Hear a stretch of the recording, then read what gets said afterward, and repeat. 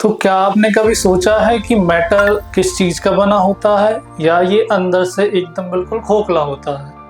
तो शेल्टन ने हमें बताया कि जो भी मैटर है आपका वो छोटे छोटे इंडिविजुअल पार्टिकल से मिलकर बना होता है, जिसे हम कहते हैं एटम। तो चलिए आज के लेक्चर में हम स्टार्ट करते हैं डेल्टन की उसी थ्योरी के बारे में जिन्होंने उन्हें बताया कि भाई जो भी कोई भी एक मैटर है बहुत छोटे छोटे पार्टिकल से मिलकर बनता है, और इससे ही हमारी केमिस्ट्री की स्टार्टिंग हुई और हम बहुत सारी डायमेंशन जो भी मैटर के बारे में उसको समझ पाए। तो चलिए स्टार्ट करते हैं डेल्टन एटॉमिक थ्योरी से। तो हेलो एवरीवन, स्वागत है आप सभी का फ्यूके एजुकेशन के इस ऑनलाइन लिंक प्लेटफॉर्म में। मैं प्रदीप मालवीय, आपका केमिस्ट्री मेंटर, एक बार फिर आप सभी के साथ एक नया टॉपिक आपको लेके आया हूँ। और आज के हमारे इस टॉपिक का नाम है Dalton's atomic theory and atomic mass, जिसमें हम डेल्टन एटॉमिक थ्योरी के जो भी पॉइंट्स हैं उनको डिस्कस करेंगे। उसके बाद हम देखेंगे एटॉमिक मास का कॉन्सेप्ट। तो चलिए फर्स्टली पहले स्टार्ट करते हैं डेल्टन एटॉमिक थ्योरी के साथ। डेल्टन एटॉमिक थ्योरी हमें क्या कहती है कि डेल्टन ही हमारे पहले एक साइंटिस्ट थे जिन्होंने एक मैटर की कॉम्पोजिशन को बताया कि भाई एक्चुअल में जो मैटर है वो किन चीजों से मिलकर बना होता है। तो according to the Dalton basically कोई भी जो मैटर या कोई भी सब्सटेंस वो छोटे छोटे स्मॉल इंडिविजुअल पार्टिकल से मिलकर बना होता है। इन इंडिविजुअल पार्टिकल्स को उन्होंने क्या कहा, उन्होंने कहा एटम। इंडिविजुअल पार्टिकल्स को क्या कहा, एटम। मतलब अगर हम किसी भी एलिमेंट को ब्रेक करेंगे, कोई भी कंपाउंड एलिमेंट ब्रेक करते करते करते हमें एक ऐसा स्मॉल पीस मिलेगा जिन्हें और हम फर्दर डिवाइड नहीं कर सकते, मतलब और फर्दर हम इन्हें डिवाइड नहीं कर सकते। ऐसे इंडिविजुअल पार्टिकल्स को क्या कहा, एटम कहा। क्लियर? तो एटम क्या है, बेसिकली आपका matter. Dalton published a new system of chemical philosophy in which he proposed the following concept. The first one is a matter consists of indivisible atoms. Indivisible particles होते हैं जो कि क्या होते हैं आपके बेसिकली एटम्स कहा जाता है, जिसको डाल्टन ने हमें बताया था। सेकंड क्या है कि all atoms of A given element have identical properties including identical mass. Atom of different element differ in mass. Clear? Means एक एलिमेंट के इनके डाल्टन के अकॉर्डिंग भी कोई भी एक एलिमेंट है तो उनके जो भी एटम्स होंगे वो सारे के सारे आइडेंटिकल होंगे और उनका मास भी सेम होगा और प्रॉपर्टीज भी सेम होंगी। ये था डेल्टन एटॉमिक थ्योरी का सेकंड पॉइंट। थर्ड पॉइंट की अगर हम बात करते हैं तो थर्ड पॉइंट क्या है, compounds are formed when atoms of different elements combine in a fixed ratio. क्या कहना है कि कंपाउंड का फॉर्मेशन तभी होता है जब डिफरेंट एलिमेंट के जो भी एटम्स हैं वो आपस में कंबाइन होते हैं एक फिक्स्ड रेशियो में, तब जाके हमारा कंपाउंड का फॉर्मेशन होता है। फोर्थ है आप chemical reaction involve reorganisation of atoms. These are neither created nor be destroyed in a chemical reaction। Means जो भी कोई भी केमिकल रिएक्शन हो रही है वो एटम्स के रीऑर्गेनाइजेशन के कारण ही होती है। मीन्स एटम्स के जो पुराने कंपाउंड में जो एटम्स हैं और दो कंपाउंड सपोज हम ले रहे हैं तो दोनों कंपाउंड्स में जो एटम्स प्रेजेंट होंगे उनमें रीऑर्गेनाइजेशन होगा जिससे हमारी केमिकल रिएक्शंस होती है। तो एटम्स के बारे में हम अगर जॉन डेल्टन के अकॉर्डिंग देखें तो एटम्स के 3-4 पॉइंट हमें सामने देखने को मिलते हैं। पहला कि भाई ये इंडिविजुअल पार्टिकल्स है, इंडिविजिबल स्मॉलेस्ट पार्टिकल है। सेकंड क्या है कि भाई अगर सेम एलिमेंट है तो अगर एक ही एलिमेंट है तो उनके जो एटम्स हैं उनका शेप और उनकी साइज, उनका मास और सारी प्रॉपर्टीज सेम रहेंगी, और डिफरेंट एलिमेंट्स के जो एटम्स है वो डिफरेंट रहेंगे। अब कंपाउंड का फॉर्मेशन डिफरेंट एलिमेंट्स के जब एटम्स हैं वो एक फिक्स्ड रेशियो में कंबाइन होते हैं तब जाके कंपाउंड का फॉर्मेशन होता है, और केमिकल रिएक्शन में आपके एटम्स का रीऑर्गेनाइजेशन होता है। तो ये जो थ्योरी थी वो उन्होंने अर्लियर स्टेज में दी थी जब इतना फर्दर केमिस्ट्री का डेवलपमेंट नहीं हुआ था। लेकिन आफ्टर द डिस्कवरी ऑफ सब एटॉमिक पार्टिकल्स, जैसे जो हमारे इलेक्ट्रॉन, प्रोटॉन, न्यूट्रॉन है, जो ये कि हमारे सब एटॉमिक पार्टिकल्स हैं, इनकी डिस्कवरी के बाद हमें ये पता चला कि भाई जो भी हमारा एटम है वो इंडिविजिबल नहीं है, ना ही वो स्मॉलेस्ट पार्टिकल है। तो इसके अगर हम देखें तो फर्दर डेवलपमेंट इस जो थ्योरी है तो उसके अकॉर्डिंग अब जब नए एक्सपेरिमेंट्स हुए, न्यू डिस्कवरीज हुई, तो इसके अकॉर्डिंग एक न्यू थ्योरी भी हमारी प्रोड्यूस की गई उसे हम कहते हैं मॉडर्न एटॉमिक थ्योरी। और मॉडर्न एटॉमिक थ्योरी पहले देखते हैं कि इसमें क्या क्या आपके डाल्टन एटॉमिक थ्योरी में क्या क्या कमी रह गई थी, पहले उसको देखते हैं। तो जैसे पहला पॉइंट कहा डाल्टन ने पहला पॉइंट क्या कहा गया था, डाल्टन के अकॉर्डिंग अगर हम बात करें तो डाल्टन के अकॉर्डिंग क्या है कि भाई जो एटम है वो इंडिविजुअल पार्टिकल है। एटम क्या है आपका, एक इंडिविजुअल पार्टिकल है, मतलब एटम को और हम फर्दर डिवाइड नहीं कर सकते। क्लियर। तो अगर हम एटम आपका इंडिविजुअल पार्टिकल है, तो जब हमारा कैथोड रे एक्सपेरिमेंट, एनोड रे एक्सपेरिमेंट सर जे थॉमसन द्वारा इसके बाद क्या किया गया भाई, आपका कैथोड रे एक्सपेरिमेंट किया गया, जिसमें उन्होंने इलेक्ट्रॉन्स की खोज की, उसके बाद आपका प्रोटॉन की डिस्कवरी, उसके बाद न्यूट्रॉन की डिस्कवरी हुई। तो अगर ये क्या है, बेसिकली सब एटॉमिक पार्टिकल्स है। सब एटॉमिक पार्टिकल्स का मतलब ये होता है, अगर ये आपका एक एटम है तो एटम के अंदर ये आपके इलेक्ट्रॉन, प्रोटॉन और न्यूट्रॉन आपके प्रेजेंट रहते हैं। तो अगर एटम के अंदर भी कुछ इससे छोटे पार्टिकल प्रेजेंट है तो भाई एटम तो स्मॉलेस्ट भी नहीं हुआ, और ये तो डिविजिबल भी है, मतलब एटम को डिवाइड भी कर सकते हैं किसमें भाई, इनके सब एटॉमिक पार्टिकल्स में, इलेक्ट्रॉन, प्रोटॉन, न्यूट्रॉन में। तो ये जो फर्स्ट पॉइंट है ये एप्लीकेबल नहीं हुआ, क्यों? क्योंकि भाई एटम डिविजिबल है और इससे भी छोटे पार्टिकल्स हमारे प्रेजेंट है। अब जो सेकंड पॉइंट था, जैसे डाल्टन ने कहा था कि अगर सेम एलिमेंट की बात करें तो उनके एटम सारे सेम होते हैं। सेम एलिमेंट्स के लिए जो भी सारे एटम्स हैं वो सारे के सारे कैसे होते हैं भाई, आइडेंटिकल होते हैं, उनका शेप, साइज, मास सब होता है। लेकिन after the discovery of isotopes और आइसोबार्स की डिस्कवरी के बाद हमें ये पता चला कि भाई एक ही एलिमेंट के जो एटम्स है वो डिफरेंट हो सकते हैं। जैसे अगर हम बात करें हाइड्रोजन के आइसोटोप तो 1H, भाई आपका 2D और 3D। तो यहाँ पर देखिए एटम्स, एलिमेंट तो एक ही है हाइड्रोजन, लेकिन उसके एटम्स अलग अलग है। यहाँ पे हाइड्रोजन, ड्यूटेरियम, ट्राइटियम और तीनों का मास भी अलग अलग है। तो एलिमेंट सेम है लेकिन एटम का मास, उनका शेप, साइज वो सब डिफरेंट है। तो ये वाला कॉन्सेप्ट आइसोटोप, आइसोबार पे एप्लीकेबल था ही नहीं। क्लियर। तो थर्ड पॉइंट क्या है, थर्ड पॉइंट ये करेक्ट है कि भाई हमारा जो भी एटम है वो क्या है, केमिकल रिएक्शन में पार्टिसिपेट करता है। क्लियर। तो ये था हमारा डाल्टन एटॉमिक थ्योरी के बारे में कि डाल्टन एटॉमिक थ्योरी में हमसे क्या कहा गया और इसके क्या कुछ कमी थे जिनको दूर किया गया भाई मॉडर्न एटॉमिक थ्योरी में। मॉडर्न एटॉमिक थ्योरी रिप्रेजेंट की गई, और मॉडर्न एटॉमिक थ्योरी के क्या कहा गया कि जो भी एक एटम है वो क्या है, बेसिकली एटम आपका ऐसा स्मॉलेस्ट पार्टिकल है जो कि केमिकल रिएक्शन में पार्टिसिपेट करता है। एटम क्या है कि भाई ऐसा स्मॉलेस्ट पार्टिकल जो किसमें पार्टिसिपेट करे, केमिकल रिएक्शन में पार्टिसिपेट करे। क्योंकि electron, proton, neutron chemical reaction में पार्टिसिपेट नहीं करते, लेकिन एटम ही पार्टिसिपेट करता है। तो इसका मतलब किसी भी एलिमेंट के स्मॉलेस्ट पार्टिकल जो केमिकल रिएक्शन में पार्टिसिपेट कर रहा है वो हमारा एटम होगा। क्लियर। तो ये था हमारा एटॉमिक थ्योरी के बारे में।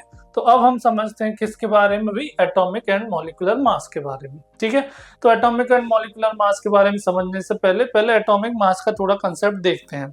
आप मास से क्या समझते हो भाई? मास मतलब बेसिकली वेट और मास दोनों में डिफरेंट होता है, पता है। वेट में क्या होता है भाई, ये मास W=m×g, मतलब उस पर ग्रेविटेशनल फोर्स का इफेक्ट रहता है, तो वो हमारा वेट होता है। और मास मतलब एक्चुअल उसमें कितना क्वांटिटी वो स्टोर्ड करके रखा हुआ है, वो होता है हमारा मास। तो भाई अगर हम किसी भी एटम की बात करें तो एटम का अगर अपन मास देखें, एटम का मास, तो एटम में क्या क्या प्रेजेंट रहता है भाई, इलेक्ट्रॉन रहता है, प्रोटॉन प्रेजेंट रहता है, न्यूट्रॉन प्रेजेंट रहता है। तो अगर मैं कहूँ एक एटम का जो मास है वो किसके इक्वल होगा भाई, मतलब वो mass of electron, mass of proton, mass of neutron के इक्वल होगा, यही होगा। तो अगर हम चाहें तो हम एटॉमिक मास में हम ये क्या कह सकते हैं, एटॉमिक मास किसके इक्वल होगा भाई, एटॉमिक मास इक्वल होगा आपके mass of electron, mass of proton plus mass of neutron, इसके इक्वल होगा। तो मास ऑफ इलेक्ट्रॉन क्या होता है आपको पता, 9.1 10⁻⁻28 ग्राम। क्लियर है। मास ऑफ प्रोटॉन क्या होता है, 1.6 × 10⁻24 ग्राम, और न्यूट्रॉन का मास भी लगभग सिमिलर ही होता है, 1024 ग्राम। क्लियर। अगर हम इनसे कंपैरिजन करें, इलेक्ट्रॉन या प्रोटॉन न्यूट्रॉन के मास से इनको कंपैरिजन करें, तो ये देखिए -24 -28, मतलब ये बहुत ज्यादा स्मॉल है। मतलब जो प्रोटॉन के कंपैरिजन में इलेक्ट्रॉन का मास बहुत कम होता है, या फिर न्यूट्रॉन के कंपैरिजन में भी करें तो इसका मास क्या होता है, बहुत कम होता है। तो अगर हम बात करें यहाँ पर तो इसको हम नेग्लेक्ट कर सकते हैं। तो हमने अगर मास ऑफ इलेक्ट्रॉन को क्या कर दिया, हमने नेग्लेक्ट कर दिया, क्योंकि इनके कंपैरिजन में ये बहुत कम क्वांटिटी होती है। इनका मास ऑफ इलेक्ट्रॉन का एटॉमिक मास पे ज्यादा कोई कंट्रीब्यूशन नहीं होता, क्योंकि इसकी वैल्यू बहुत स्मॉल है। तो कंट्रीब्यूशन बेसिकली किसका रहेगा, न्यूट्रॉन का रहेगा। 1 + 10⁻24 ग्राम प्लस 1.6 10⁻24 ग्राम। क्लियर है। तो मतलब यहाँ पर अब इस जो भी एटम है इसका मास और इसका मास मतलब 2 यूनिट मास होगा। तो यहाँ पर हम क्या करते हैं, आइडियलाइज कर लेते हैं एक वैल्यू को। हम वैल्यू को आइडियलाइज कर लेते हैं कि भाई हमारा चाहे मास ऑफ प्रोटॉन की बात करें, चाहे किसकी बात करें, हम न्यूट्रॉन की बात करें, तो इस वैल्यू को हमने आइडियलाइज कर लिया कि जो 1.6 है मल्टीप्लाई बाय 10⁻24 है, ये किसके इक्वल है, ये है आपका 1 AMU। मतलब इसको हमने क्या मान लिया, इस वैल्यू का हमने मान लिया कि ये हमारा एक एटॉमिक मास यूनिट है, सॉरी 10⁻24 ग्राम। ये क्या है, ये हमने आइडियलाइज कर लिया कि ये वैल्यू हमारी क्या है, एक एटॉमिक मास यूनिट है। जैसे मान लो एक प्रोटॉन एक न्यूट्रॉन है, तो यहाँ पर इस एटम का मास कितना हो गया, 2। यहाँ पर लिखूंगा 2 × 1.6 10⁻24 ग्राम, मतलब इसका मास कितना हो गया 2 AMU। तो यहाँ पर हमने आइडियलाइज कर लिया इस वैल्यू को, भाई जितने प्रोटॉन और न्यूट्रॉन उसमें हो रहा है मतलब उसका उतना ही यूनिट मास होगा। मान लो 6 प्रोटॉन और 7 न्यूट्रॉन है तो 7 6 30, तो 13 AMU उसका एटॉमिक मास होगा। क्लियर। तो भाई एटॉमिक मास से हम क्या समझे, एटॉमिक मास मतलब जो हमारा जितने नंबर ऑफ प्रोटॉन और न्यूट्रॉन उसमें रहेंगे उनका ही क्या होगा भाई, उनका ही हम इनटू करेंगे किसमें, एटॉमिक मास यूनिट में, तो हमें एटॉमिक मास मिल जाएगा। तो यहाँ पर हमें समझने वाली बात ये है कि ये AMU क्या है। AMU बेसिकली आपका एटॉमिक मास यूनिट है और ये वैल्यू कितनी होती है 1.6 10⁻24 ग्राम। इसको मॉडर्न टाइम में U से भी डिनोट किया जाता है। U मतलब क्या होता है, U का मतलब होता है यूनिफाइड मास। U का मतलब क्या होता है आपका यूनिफाइड मास। और ये बेसिकली है क्या, अगर हम इसको आइडियलाइज वैल्यू को हमने कैसे मिला, तो ये बेसिकली कार्बन के एक एटम के जो मास है उसका 1/12 पार्ट है। ये क्या है 1.6 10⁻24, ये बेसिकली कार्बन के एक एटम के मास का 1/12 पार्ट है। इसको हम कहते हैं 1 AMU। क्लियर। तो ये है हमारा बेसिकली एटॉमिक मास। मतलब ये जनरल आइडिया हमने देखा कि AMU का ये जो कंसेप्ट है हमारे पास कहाँ से आया और एटॉमिक मास क्या होता है। अब जब एक्चुअल में जब हम एटॉमिक मास जब हम एक्सपेरिमेंटली देखते हैं तो कैसे देखा जाता है, तो एटॉमिक मास को बेसिकली किसी एटम के रिलेशन में हम देखते हैं। तो वो एटॉमिक मास होता है हमारा बेसिकली रिलेटिव एटॉमिक मास। रिलेटिव एटॉमिक मास मतलब किसी हम दूसरे एटम के कंपैरिजन में हम देख रहे हैं कि ये एटम उससे कितना ज्यादा हैवी है, कितना ज्यादा। एक आइडिया, जैसे आप कहीं भी हम शॉप वगैरह पे जाते हैं तो पहले तो एंशियंट टाइम में क्या, पुराने समय में क्या होता था, वो कुछ वॉट वगैरह आपका यूज करते थे, कुछ क्वांटिटी यूज करते थे तो वेट को बैलेंस करने के लिए। आजकल तो इलेक्ट्रिकल स्केल्स हैं तो उनका इफेक्ट नहीं होता, लेकिन वेट तो बेसिकली हमारा एक आइडियलाइज वेट होता था कि 1 kg का भाई ये रहेगा, ये 500 ग्राम का रहेगा। तो उसके रिस्पेक्ट में हम जो भी हमारा चीज हम लेते थे उसको मेजर करते थे, मतलब किसी के रिस्पेक्ट में हम वो चीज मेजर कर रहे हैं।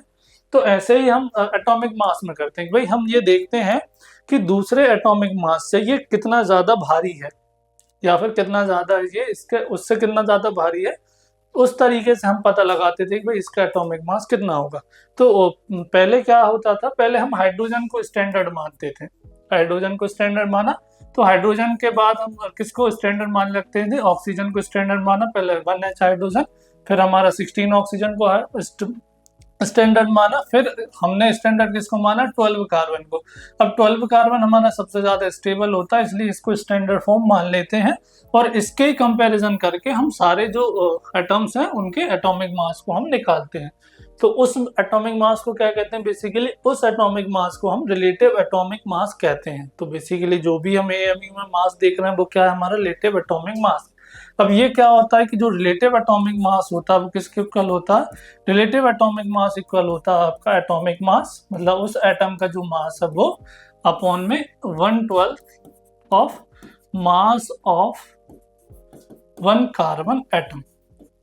Clear. Mass of 1 carbon atom ये होता है। तो हमारा डेफिनेशन भी हम देख सकते हैं। डेफिनेशन क्या है कि भाई relative atomic mass of an element can be defined as number of which indicate how many times the mass of one atom of the element is heavier in comparison to 1/12 part of mass of one atom of carbon। मतलब simple समझने वाली बात ये है कि भाई ये हमने एटम लिया कार्बन का एक हमने एटम लिया और इसको 12 पार्ट में डिवाइड कर दिया, इसको हमने 12 पार्ट में डिवाइड कर दिया, जिसका एक पार्ट हमने लिया यहाँ पर, और यहाँ पर हम मेजर कर रहे हैं एटम कोई भी दूसरा हमने एटम लिया। क्लियर? तो यहाँ पर एटम लिया, अगर एक एटम है इसका वेट कार्बन के 1/12 पार्ट के एक पार्ट के बराबर है, तो मतलब इसका वेट कितना होगा भाई 1 AMU। अगर यहाँ पर 2 पार्ट लग रहे हैं इसको बैलेंस करने के लिए, 2 पार्ट लग रहे हैं इसको बैलेंस करने के लिए, इसका एटॉमिक मास भी 2 AMU हो जाएगा। क्लियर? अगर 3 पार्ट लग रहे हैं तो 3 AMU हो जाएगा। क्लियर? तो ये हमारा रिलेटिव एटॉमिक मास है, मतलब ये है। तो बेसिकली ये जो 1/12 पार्ट ऑफ कार्बन 12 का जो एटम है उसका 1/12 पार्ट का जो उससे कितना ज्यादा भारी है ये हमें पता करना। ठीक है? तो यहाँ पर देखते हैं जो रिलेटिव एटॉमिक मास है किसके इक्वल होगा भाई, आपका एटॉमिक मास। एटॉमिक मास हमने देखा अभी वो भी AMU में होता, तो ये 1/12। अब कार्बन 12 कार्बन की बात करें तो भाई 6 प्रोटॉन 6 न्यूट्रॉन होते हैं इसमें। तो अगर इसका मैं मास देखूं तो भाई एक कार्बन एटम का मास कितना होना चाहिए, बेसिकली 12 AMU। तो 12 से 12 ये कैंसिल आउट होगा, यहाँ पर रिलेटिव एटॉमिक मास रहेगा। इसका एटॉमिक मास भी आपका AMU में होता है। चलिए, तो एटॉमिक मास अपॉन में कितना रहेगा, ये 1 AMU। ठीक है? तो जो 1 AMU मतलब हम समझ रहे हैं 1 AMU मतलब कितना होता है 1.6 × 10⁻⁻24 ग्राम। क्लियर? तो एटॉमिक मास कितना होता है, रिलेटिव एटॉमिक मास में अगर हम 1 AMU को मल्टीप्लाई कर दे तो हमें क्या मिलेगा, एटॉमिक मास हमें मिल जाएगा। अगर हम इसकी यूनिट देखें तो रिलेटिव एटॉमिक मास, इसकी यूनिट क्या होगी भाई, इसकी यूनिट भी AMU में होती है, इसकी भी AMU में होती है, इससे ये कैंसिल हो जाएगा। मतलब रिलेटिव एटॉमिक मास की कोई हमारी यूनिट नहीं होती। क्लियर? तो ये पॉइंट आपको ध्यान रखना है। क्लियर? तो यहाँ से हम किसी भी एटम का मास निकाल सकते हैं। तो यहाँ से अगर हमें एटम का मास निकालना है तो एटॉमिक मास क्या होगा, किसके इक्वल होगा, आपका रिलेटिव एटॉमिक मास मल्टीप्लाई क्या होगा उसका 1 AMU। तो रिलेटिव एटॉमिक मास में 1 AMU का मल्टीप्लाई करेंगे तो ये हमारा क्या निकल आएगा, एटॉमिक मास। क्लियर है? और इसकी यूनिट किस में रहेगा, ये AMU या फिर U में, जिसको मॉडर्न टाइम में हम यूनिफाइड मास कहते हैं। तो ये था हमारा एटॉमिक मास का कंसेप्ट। जैसे अगर मान लो हमें किसकी बात करनी है, हमें नाइट्रोजन की बात करनी है, तो नाइट्रोजन का एटॉमिक मास हमें निकालना है। नाइट्रोजन का एटॉमिक मास कैसे निकालेंगे, तो जो नाइट्रोजन का रिलेटिव एटॉमिक मास होता है उसको देखना पड़ेगा, ये कितना होता है 14, ये इसका एटॉमिक मास रहेगा। नीचे 1/12 पार्ट ऑफ कार्बन 12 के 1 एटम का मास कितना होता है 12 AMU। कितना होता है आपका 12 AMU। तो ये 12 से 12 कैंसिल होगा, तो इसका जो एटॉमिक मास होगा नाइट्रोजन का वो कितना हो जाएगा आपका 14 AMU। क्लियर? तो ये इस तरीके से हम निकालते हैं एटॉमिक मास किसी भी सब्सटेंस का। क्लियर? अब हम बात करते हैं किसकी, मॉलिक्यूलर मास की। भाई मॉलिक्यूलर मास क्या होता है, तो मॉलिक्यूलर मास आपका बेसिकली एक मॉलिक्यूल में जितने भी एटम हैं, एक मॉलिक्यूल में जितने भी सारे एटम्स हैं आपके, उन सभी के मास का सम होता है आपका मॉलिक्यूलर मास। तो मान लो एक एटम में 2 हाइड्रोजन है तो दोनों हाइड्रोजन के मास का सम होगा। एक आपके मॉलिक्यूल में 2 हाइड्रोजन 1 ऑक्सीजन 3 सल्फर है, तो मतलब 2 हाइड्रोजन का मास 1 ऑक्सीजन का मास 1 सल्फर, सभी के मास का सम के इक्वल होता है आपका मॉलिक्यूलर मास। तो इसको कैलकुलेट कैसे करते हैं, इंपॉर्टेंट टॉपिक है, देखते हैं। चलिए, जैसे मान लेते हैं हमारे मॉलिक्यूल किसके पास है, H2O का मॉलिक्यूल है। H2O का इसका जो मॉलिक्यूलर मास है, मॉलिक्यूलर मास भाई किसके इक्वल होगा, ये इक्वल होगा, पहले देखते हैं इसमें कितने एटम्स है भाई, 2 हाइड्रोजन के एटम है और 1 ऑक्सीजन का एटम है। तो इसका जो मॉलिक्यूलर मास होगा वो 2 हाइड्रोजन के एटॉमिक मास प्लस 1 ऑक्सीजन के एटॉमिक मास के सम के इक्वल होगा। अब 2 हाइड्रोजन का एटॉमिक मास कितना होता है भाई, हाइड्रोजन का होता है 1, मैं यहाँ पर U लिख रहा हूँ, यूनिफाइड मास, और ऑक्सीजन का कितना होता है 16U। तो यहाँ पर 2 प्लस यहाँ पर हो जाएगा 16U, ये कितना आ जाएगा आपका 18U। तो यहाँ पर कुछ एटॉमिक मास लिख देता हूँ जिसमें हमें कैलकुलेशन में इजी रहेगा, इनको आप याद कर सकते हैं कि भाई, ताकि आप जो मॉलिक्यूलर मास है वो इजीली कर सकें। क्लियर? तो मैं कुछ जो भी हमारे मेनली यूज में आते हैं, जो भी मैक्सिमम यूज में आते हैं, मैं उनका आपका लिख दे रहा हूँ। जैसे हाइड्रोजन का कितना होता है भाई 1U, ऑक्सीजन का कितना होता है 16 यूनिट, सल्फर का होता है आपका 32 यूनिट, नाइट्रोजन का होता है आपका 14 यूनिट। क्लियर। यहाँ पे नाइट्रोजन का 14 यूनिट, सोडियम का होता है 23 यूनिट, क्लोरीन का होता है 35.5 यूनिफाइड मास, यू है ना, क्लोरीन का 35.5 होता है, पोटेशियम का होता है 39 यू, यहाँ पर कैल्शियम का होता है आपका 40 यू, कार्बन का होता है आपका 12 यू। यहाँ पर यू का मतलब समझ रहे, यू मतलब आपका यूनिफाइड मास है। कार्बन का 12 हो गया, ऑक्सीजन आपका, सल्फर, नाइट्रोजन, यहाँ पर हमारा और हो सकता है मैग्नीशियम हो गया, जैसे मैग्नीशियम का 24 यू होता है। तो ये है हमारे कुछ एटॉमिक मासेस, और इनके यूज से हम किसी भी मॉलिक्यूल के मॉलिक्यूलर मासेस निकाल सकते हैं बेसिकली। तो अब देखो, जैसे अगर एग्जांपल, सेकंड एग्जांपल की अगर हम बात करें, जैसे फर्स्ट एग्जांपल क्या है हमारा, फर्स्ट एग्जांपल तो हमारा H2O था। सेकंड एग्जांपल हम लेते हैं किसके लिए, सल्फ्यूरिक एसिड के लिए। सेकंड एग्जांपल हमने लिया, सल्फ्यूरिक एसिड का क्या फॉर्मूला होता है हमारा, सल्फ्यूरिक एसिड का फॉर्मूला होता है H2SO4। तो अब H2SO4 है, एक मॉलिक्यूल है, इसमें क्या क्या प्रेजेंट है पहले देख लेते हैं। मतलब इसका जो मॉलिक्यूलर मास कितना होगा भाई, 2 हाइड्रोजन के मास प्लस एक सल्फर का मास प्लस 4 ऑक्सीजन। क्लियर। तो मतलब 2 हाइड्रोजन के मास प्लस एक सल्फर का एटॉमिक मास प्लस 4 ऑक्सीजन के एटॉमिक मास के सम के इक्वल इसका मास होगा। तो 2 हाइड्रोजन का कितना होता है 1 यूनिट, प्लस सल्फर का कितना होता है 32 यूनिट, 4 ऑक्सीजन, एक ऑक्सीजन कितना होता है 16 यूनिट। तो ये कितना हो जाएगा 2 प्लस ये 32 प्लस 64 64 यूनिट। ठीक है। तो यहाँ पे हमारा कितना निकलेगा 98 यूनिट। क्लियर। तो ये हमारा molecular mass of sulphuric acid हमारा आ गया। अगर हमें बात करना हो, जैसे हमें कार्बन डाइऑक्साइड का निकालना है, तो कार्बन डाइऑक्साइड मॉलिक्यूल में कौन कौन से एलिमेंट भाई, एक कार्बन है और साथ में 2 ऑक्सीजन है। कार्बन का कितना होता है 12, ऑक्सीजन का कितना होता है 16, एक ऑक्सीजन का 16, तो यहाँ पर ये 12 हो जाएगा, ये हो जाएगा 32, तो हमारा कितना आ गया 44 यूनिट। तो CO2 का जो मॉलिक्यूलर मास होता है वो कितना होता है 44 यूनिट।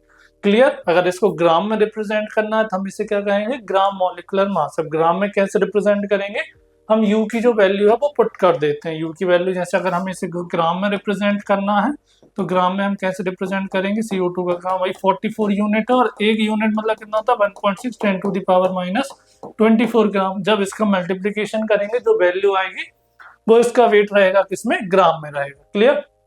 कुछ और एग्जाम्पल देखते हैं।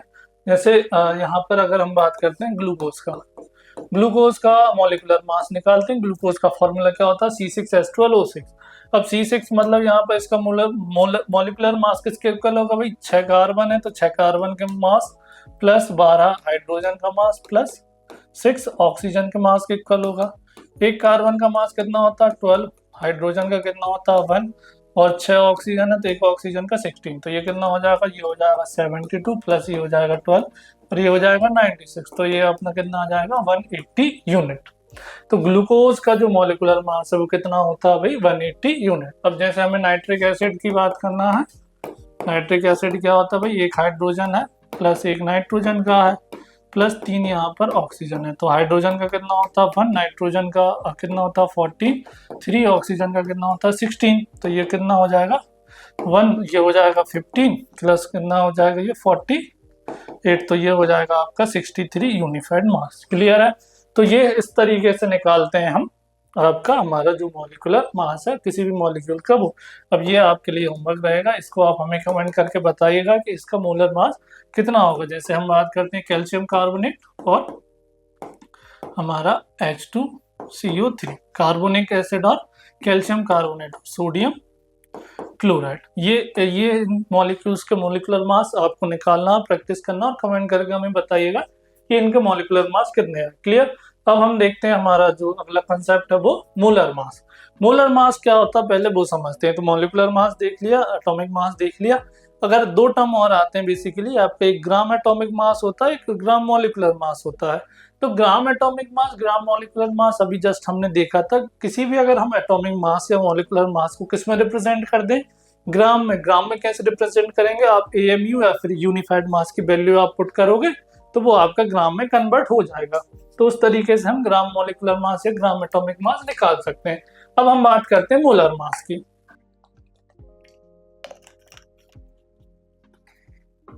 मोलर मास क्या होता है बेसिकली, मोलर मास होता है आपका basically one moles the mass of one mole of atom और मॉलिक्यूल, मतलब एक मोल एटम जो मॉलिक्यूल है या एक मोल एटम एक मोल एटम एक मोल एटम या एक मोल मॉलिक्यूल का जो भी मास होगा वो उनका मोलर मास होगा।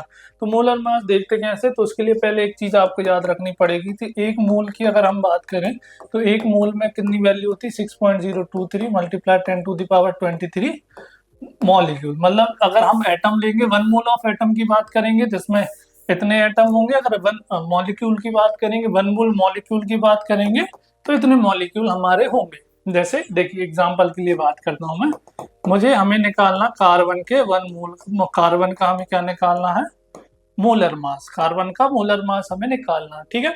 तो कार्बन का मोलर मास किसके इक्वल होगा, मतलब वन मोल कार्बन एटम का जो भी मास रहेगा वो, वन मोल कार्बन का एटम का जो मास होगा वो इसका मोलर मास होगा।